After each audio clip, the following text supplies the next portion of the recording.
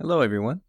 Today I'm going to demonstrate how to set up your HMI as an OPC UA server using the latest version of EasyBuilder Pro 6.09.01.556. Weintek's OPC UA server may be used with any advanced CMTX HMI, but if you plan to use this feature with a CMT FHDX, you will need to obtain an OPC UA license from your supplier. This feature may be used in various ways, but common application is to exchange equipment data with SCADA MES or ERP systems. To start, let's open an instance of EasyBuilder Pro or your current project. Within this demonstration, I'll add a Modbus RTU device to our device list. And so what we'll do is allow the HMI to communicate with this device, and, in addition, serve the device data to an OPC UA client. And of course, this feature may be used with other device drivers as well, or even with multiple devices of various types. To add our Modbus RTU driver, let's select the New Device/Server button within the Device tab of the System Parameters. Expand the device type drop-down list, and search for Modbus. When searching for a device driver, I usually recommend that you click the center of the drop-down list. If you click the arrow on the far side, a different menu will appear. Within the search utility, let's select the Modbus RTU over TCP driver. I'll use the Settings button to configure the communication parameters and click OK when finished.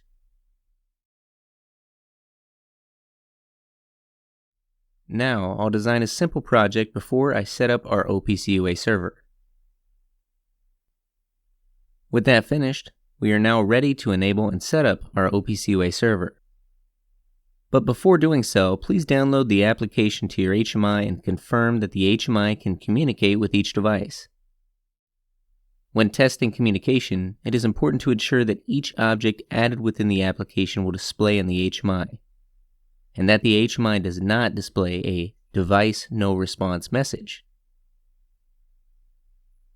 If you encounter this message, please confirm that the device communication parameters are correct, that the HMI has been assigned network settings which will allow it to communicate with the target device, or that the pinout of the serial cable used to connect the HMI and the device are correct.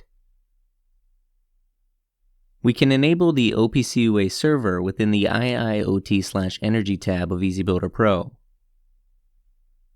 Within the General tab of the OPC UA server settings, you can modify the OPC UA port and server name, or determine what security policies may be used between the client and server.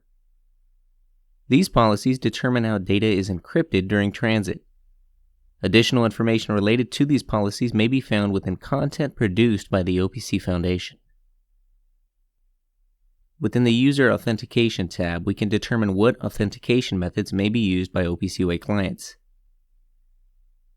When any of the options below Anonymous are selected, no authentication will be required to perform these actions. When options below Username and Password are selected, the HMI will require the OPC UA client to authenticate using a username and password that corresponds with the specified security class. User accounts may be configured within the Security tab of the System Parameters.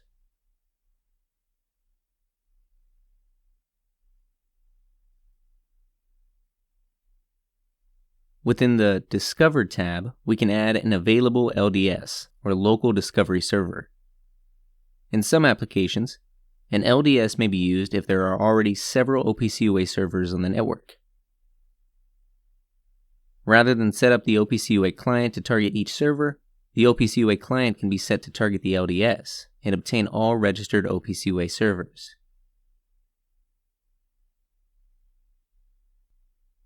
With that finished, I'll click OK and add some tags to our OPC UA server. To add an OPC UA node, select the Tags folder of a device and use the New Tag button. Within the New Tag menu, we can configure the data type address mapping, and access type of an OPC UA tag. We can also enable HDA, or Historical Data Access, to allow OPC UA clients access to both historical data and real-time updates. The New Group option will allow you to make subgroups within the folder called Tags. And the button labeled Apply Structure can create nodes for user-defined structures within tag-based PLCs, as in this example.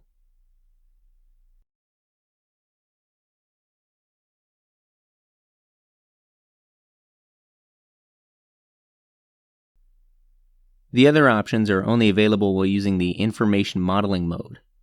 While this mode is enabled, you can import object types via vendor-provided node set files using the Namespace button, change the naming convention of directories, and determine if a tag should be defined as a data variable in that it represents data collected by the device, or a property in that the tag is a parameter of the device.